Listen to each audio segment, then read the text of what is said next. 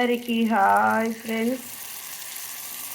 ఈరోజు మరి బ్రేక్ఫాస్ట్ దోశలకు ఇది చట్నీ చేస్తున్నా. ఇది పోపు అయింది, అల్లం బెల్లం పచ్చడి.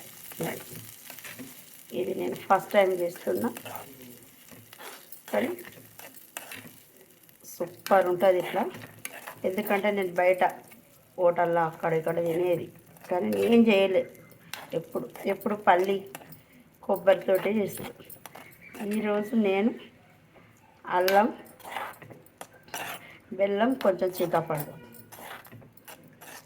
ఎండిన మిరపకాయలు, ఇవన్నీ కొంచెం మినప్పప్పు, శనగపప్పు ఇవన్నీ వేంపి, ధనియాల పూత వేంపి మిక్సీకి వేసుకోవాలి. వేడి నీళ్ళు పోసి కొంచెం కొంచెం పోసుకుంటా రుబ్బాలి. రుబ్బి పోపు చేసిన అంతే. ఇదిగో మరి ఈ అల్లం బెల్లం చట్నీ మరి నాకైతే ఇష్టమనే చేసిన.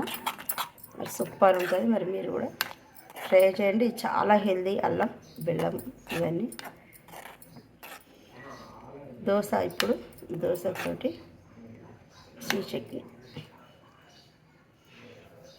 మరి ఈ వీడియో మీకు నచ్చిందంటే లైక్ చేయండి, షేర్ చేయండి, సబ్స్క్రైబ్ చేయండి. నిర్మల అల్లం బెల్లం పచ్చడి.